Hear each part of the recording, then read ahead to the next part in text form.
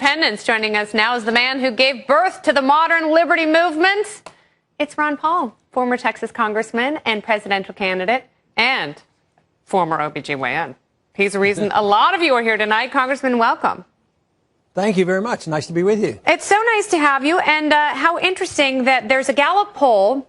It says, in your opinion, this is the question, which of the following will be the biggest threat to the country in the future? Big business, big labor, or big government? 72% of Americans say it's big government. That's up 20 points since 2009. Why do you think there's been such a big jump in just 4 years?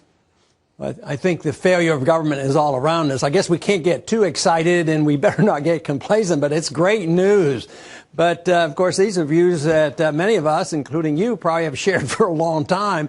But I think, maybe Obamacare is such a transparent failure of big government, and foreign policy is such a failure and intrusion of our liberties. NSA and all this spying, it's all around us, and it's a failure. And I think it's really great news that people are starting to recognize this, because I don't think we can get the replacement there until people give up what we have. The Soviet system collapsed on its own weight because it was a failed system.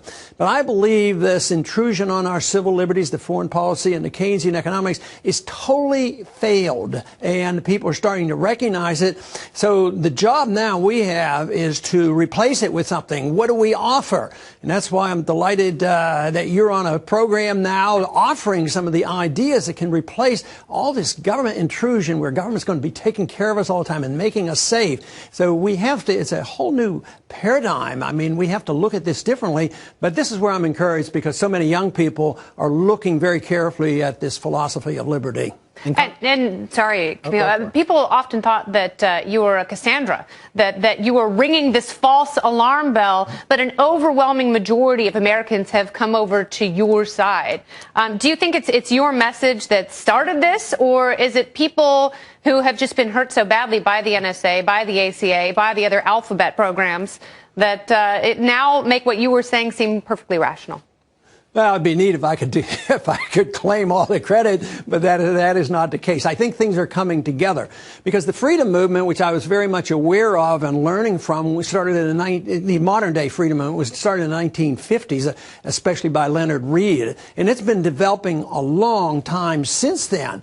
And that's been going on, but the failure of the system, it coincided with my running for president in 2008 and then again in 12. The failure was there, the economic failure was there, the wars had continued to go on, and so it came together. So I was in a position to sort of be a figurehead of sorts, but it really came about because of the groundwork laid over many decades and the failure of the current system. So that is the reason we have this grand opportunity to fill the void.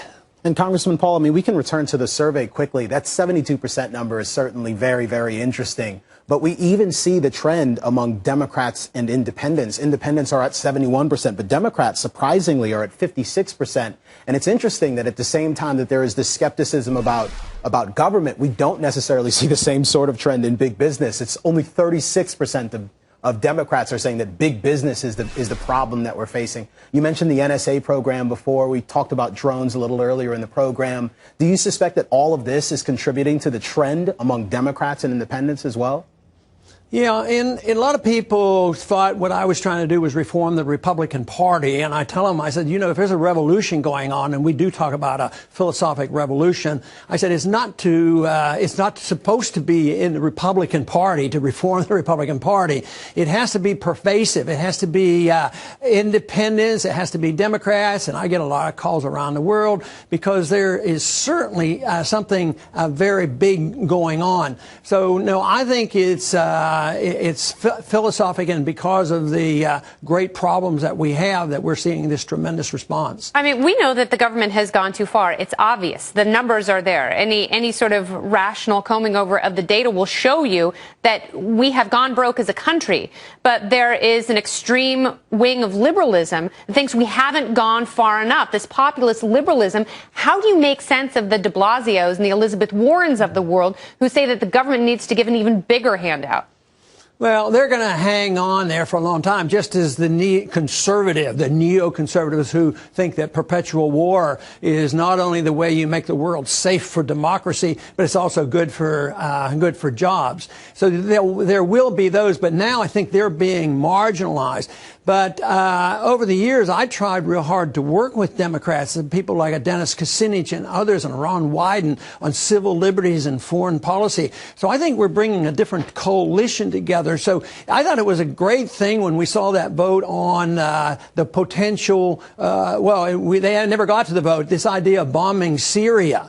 And the people expressed themselves, but it wasn't the leadership of either party. It wasn't Boehner and it was Boehner and Pelosi that wanted it, but the people didn't want it. So it was a coalition of grassroots Republicans and Democrats. I think that's the biggest news going, and that's why the independent approach to this, independent-minded, libertarian, whatever, just so that we're away from this idea that the Republicans and Democrats are actually really fighting against each other. They fight over power, but not over issues. They both endorse the wars and the Federal Reserve and the deficits, and they're both at fault. But I see some very healthy things going on today.